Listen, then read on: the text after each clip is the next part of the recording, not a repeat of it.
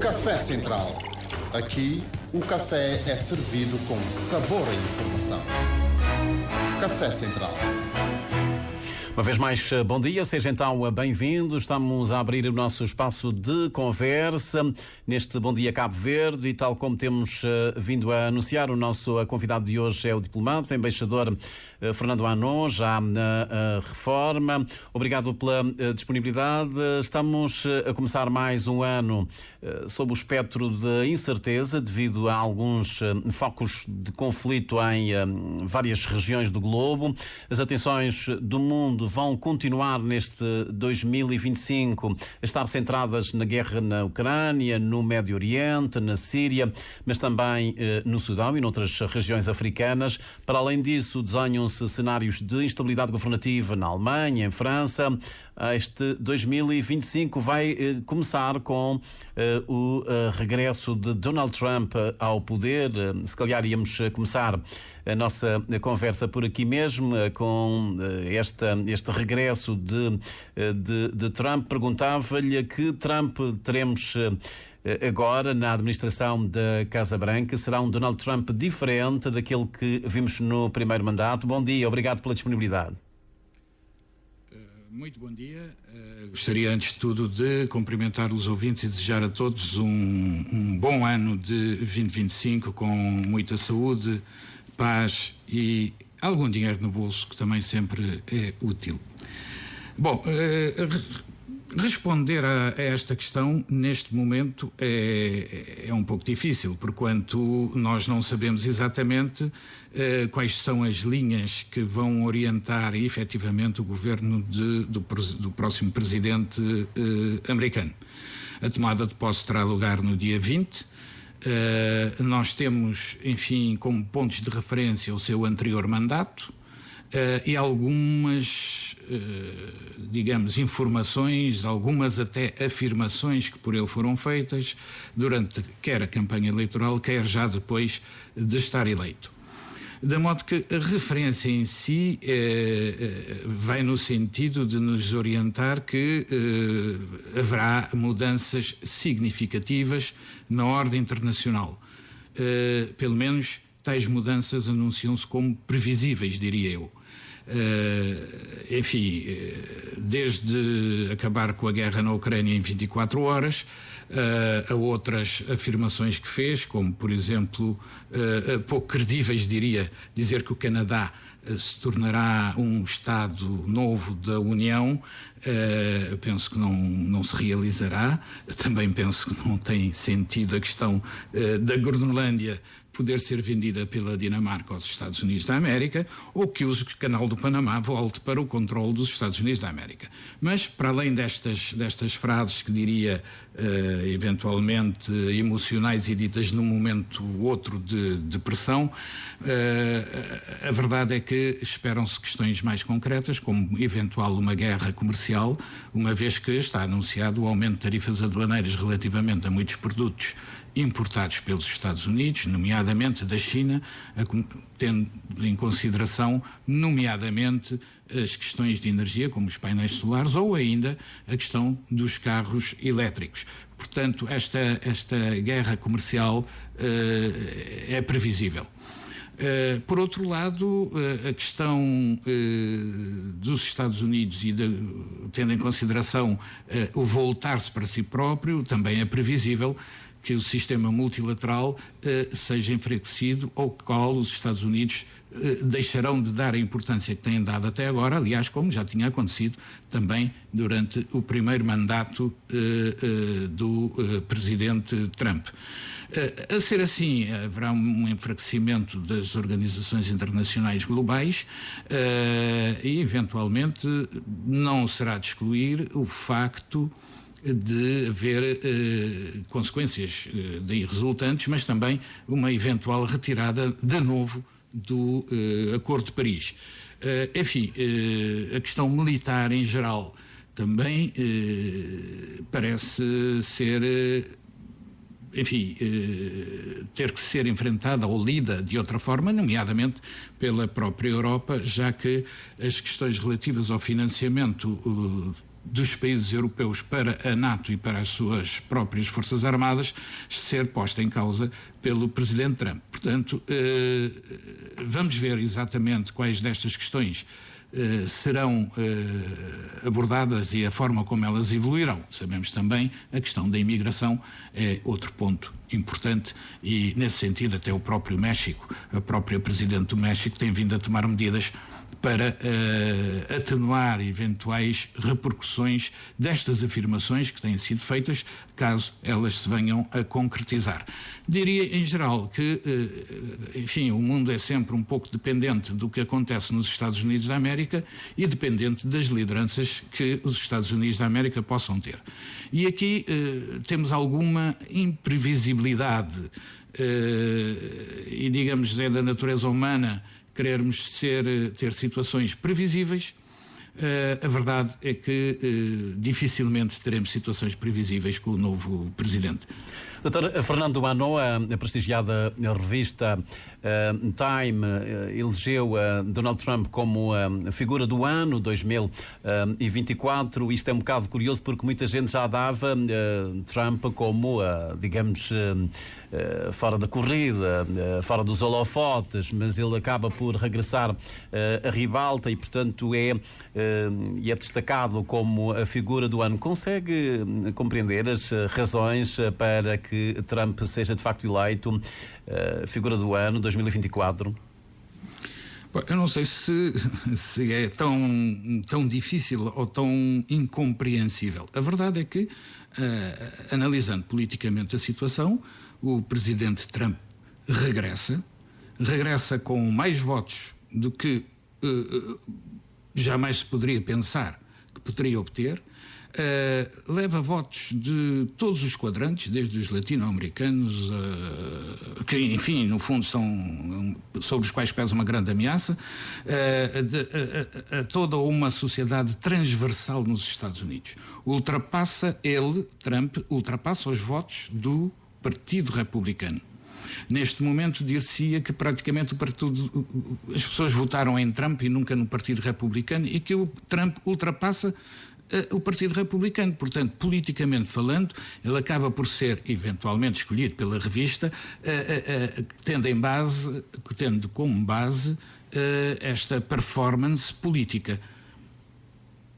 Muito bem. E em relação à guerra na Ucrânia, esse conflito que já dura, qual é que será o posicionamento expectável de Donald Trump? Bom, para além dessa declaração que fez a referência há instantes de acabar com a guerra em 24 horas, nota-se que depois da eleição de Trump houve quase que uma operação de charme por parte de muitos líderes europeus de se aproximarem de Donald Trump, se calhar devido a um receio dos Estados Unidos por simplesmente retirarem os apoios que têm até agora concedido à Ucrânia.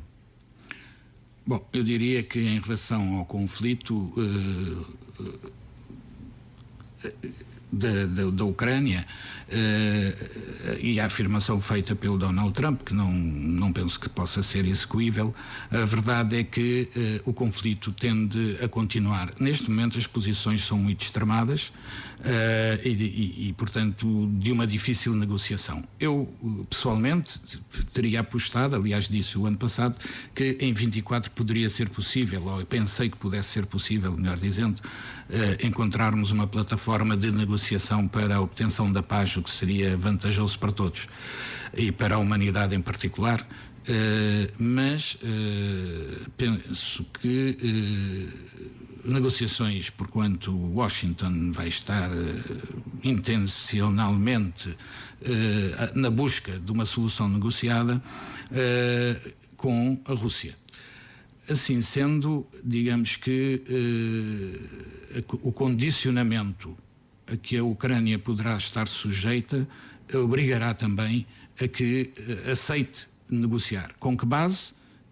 Não sabemos exatamente neste momento, sendo certo que a própria administração americana atual, do presidente Biden, tem reforçado o apoio militar, sabendo-se desde já que é possível que com Trump esse apoio militar diminua. E, portanto, está, digamos, a dar munições, se assim posso dizer, no estrito sentido da palavra mesmo, dar munições para que a Ucrânia possa resistir durante mais algum tempo após a instalação da nova administração. É natural que os presidentes e os governos europeus se preocupem e se dirijam a Washington. É normal, esta relação transatlântica é uma relação umbilical desde a Segunda Guerra Mundial e, portanto, os europeus têm muito a ver com o que acontece nos Estados Unidos e com as políticas americanas. Não só no setor da defesa, mas também no setor comercial e outros. Portanto, esta aproximação é normal. Claro que, face ao conflito existente e à preocupação dos Estados europeus com o avanço de determinadas ideias, ou medo até diria, do que possa acontecer relativamente às aspirações da Rússia.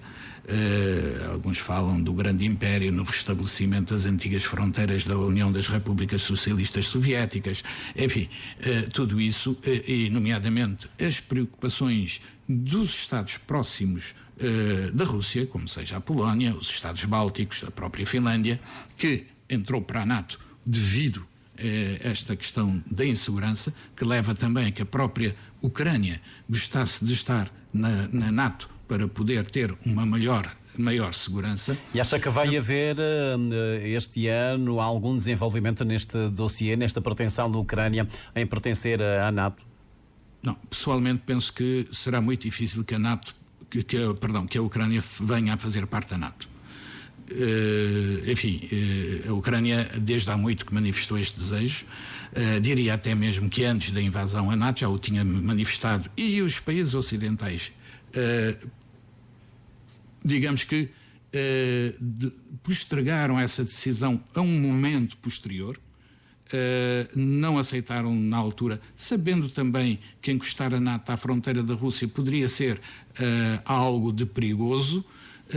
A verdade é que a Ucrânia não acedeu nessa altura e agora penso que dificilmente poderá fazer.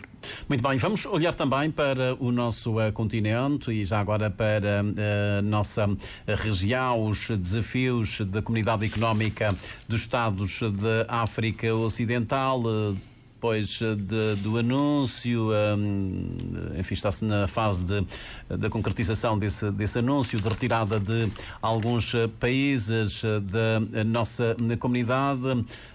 Enfim, que desafios, do seu ponto de vista, se colocam neste momento a CDAO?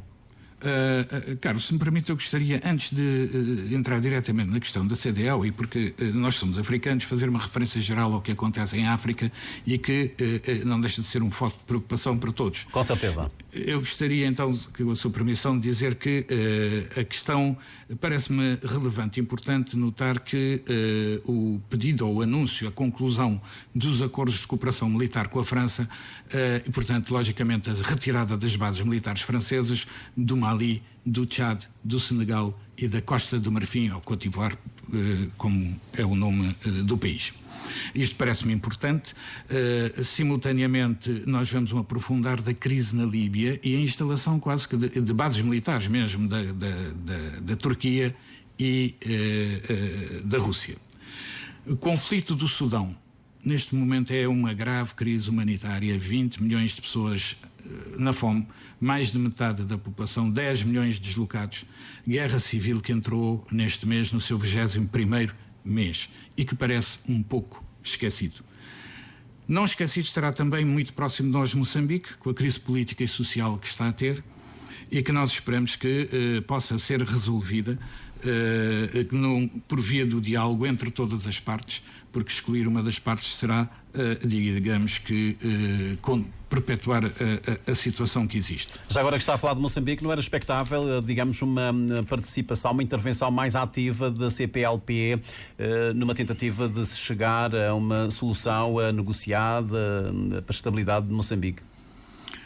Penso que ainda não terá chegado o momento da CPLP poder fazer isso. Neste momento, porque para fazer isso seria necessário que as partes assim o quisessem.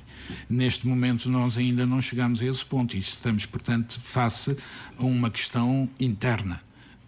e, portanto, de não ingerência dos restantes Estados ou da própria organização na situação. Aliás, neste momento, enfim, é um momento de transição, estamos à espera que haja, portanto, um novo poder e, a partir daí, poder lançar, então, de facto, bases para esse diálogo. Penso que sim. A CPLP, no momento oportuno, deverá, de facto, fazer parte do processo. E em relação aos desafios da CDAO? Pronto, então eu gostaria de dizer que na própria CDAO, independentemente dos 3 países conhecidos, que são o Mali, o Burkina Faso e o Níger, que anunciaram a sua decisão de abandonar a CDAO, abandono esse que se confirmará este mês, apesar de os próprios chefes de Estado terem ainda protelado até ao mês de junho essa possibilidade no sentido de tentar reatar esse diálogo, que me parece difícil de momento e penso que esta decisão tomada acabará por se verificar. Para além disso, a própria CDAO, alguns dos países da CDAO estão em graves crises sociais. Nomeadamente, há um país que nós não falamos muito, que é a Serra Leoa, e a própria Nigéria está com um problema social grande.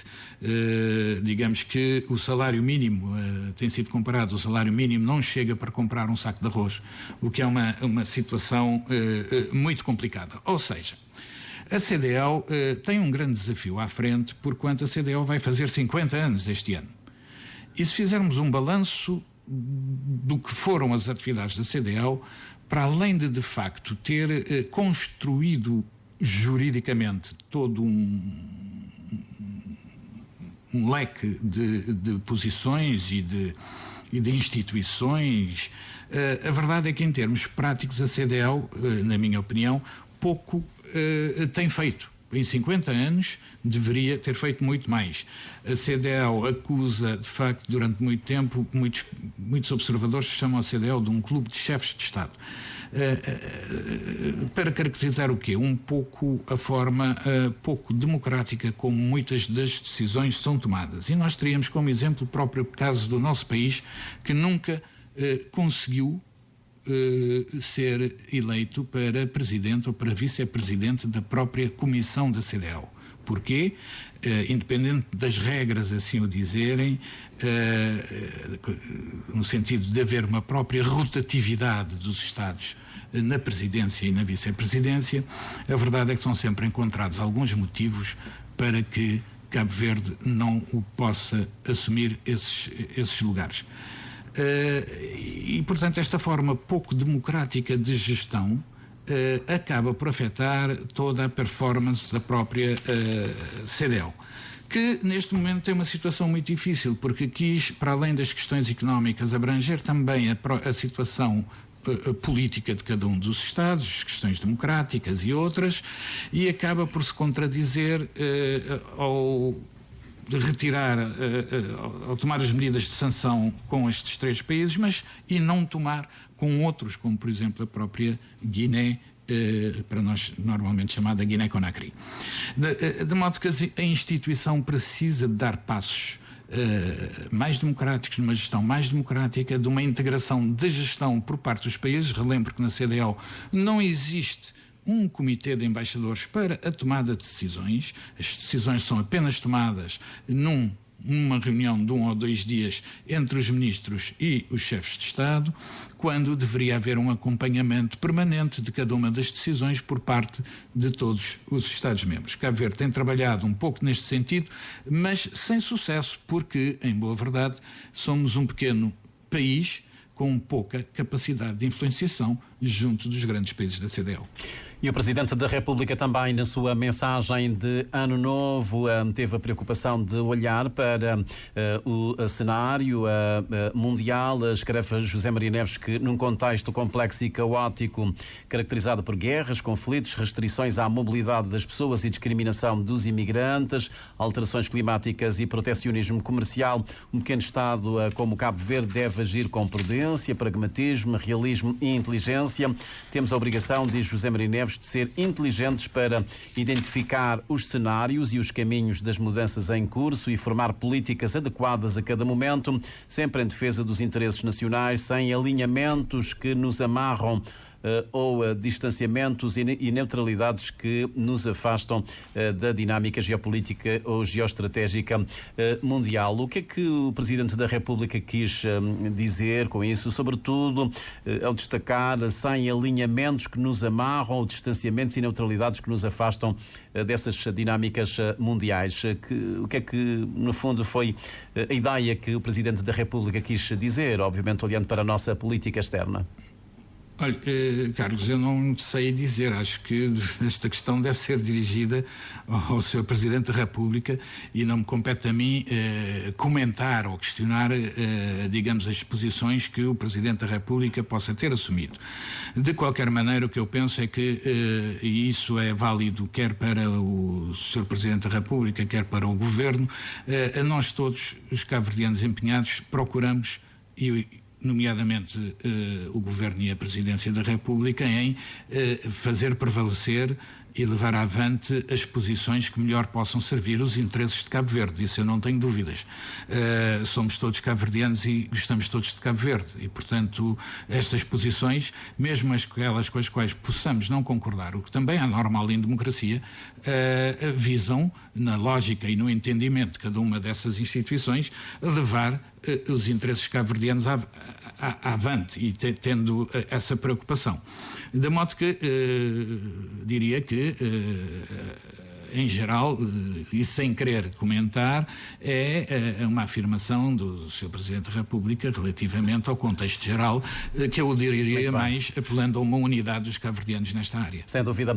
Já agora, e que desenvolvimentos se podem esperar neste 2025 no que diz respeito a um tema que tem sido recorrente, o financiamento dos pequenos estados insulares em desenvolvimento? Bom, internamente Cabo Verde já tem o Fundo Climático e Ambiental, que também já tem uma participação de Portugal. Neste momento, a discussão do índice de vulnerabilidade multidimensional. Acha que pode haver neste ano algum desenvolvimento, ou seja, alguma facilidade dos CIDs no acesso ao financiamento para o seu desenvolvimento?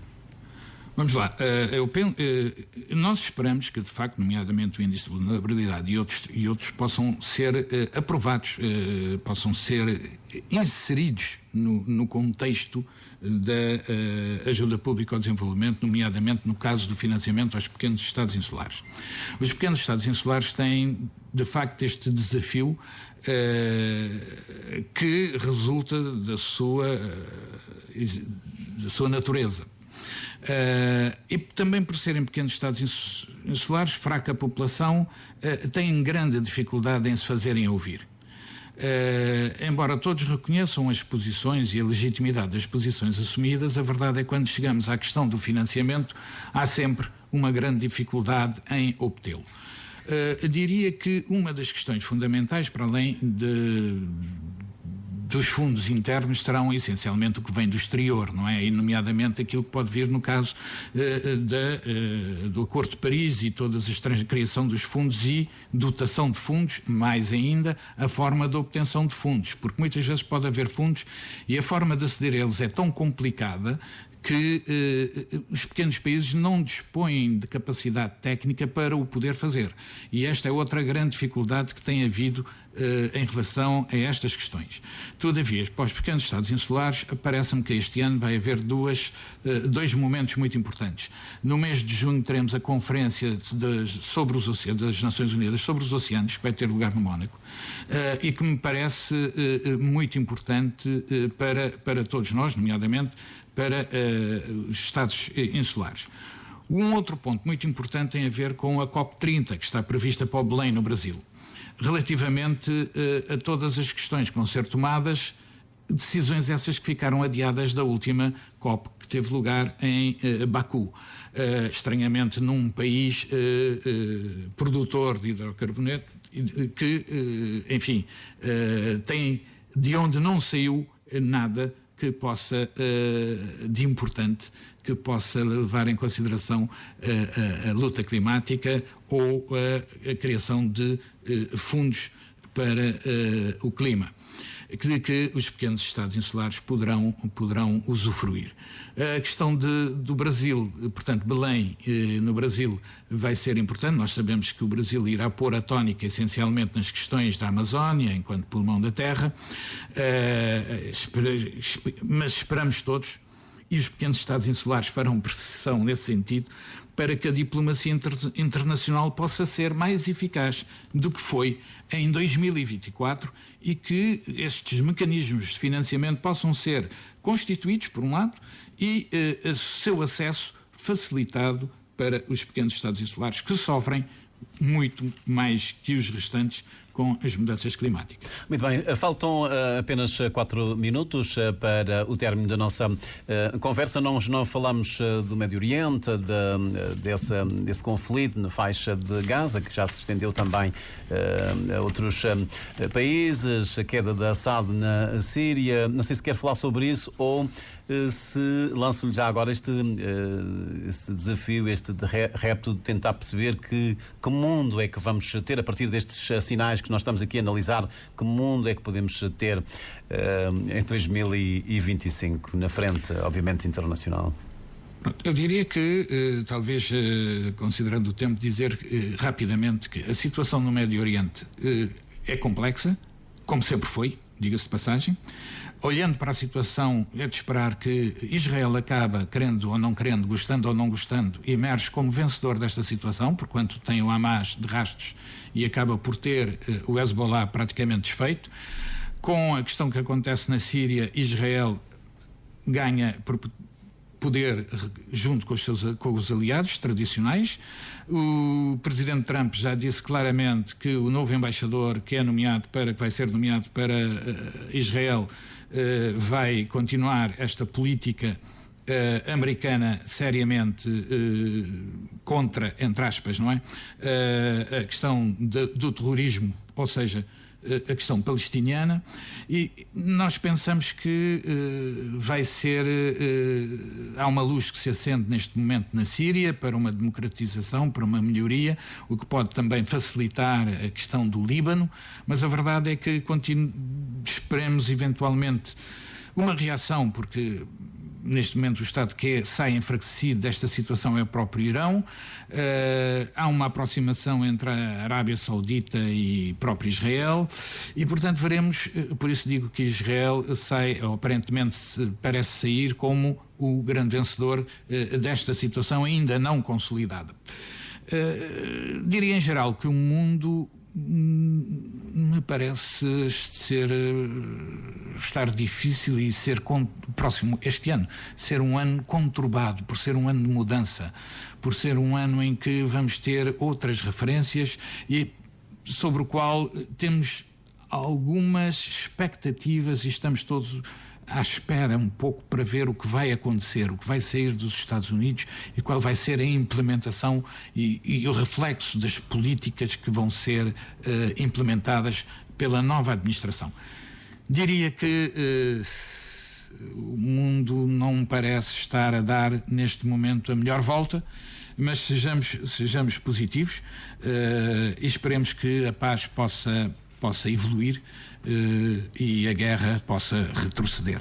Muito bem, doutor Fernando Arnaud, obrigado por ter vindo aqui ao nosso espaço de conversa, Café Central, ajudar-nos a entender estes sinais, esses acontecimentos, enfim, toda essa incerteza que paira ainda neste cenário mundial. Obrigado então por nos ter trazido aqui estes contributos que nos ajudam de facto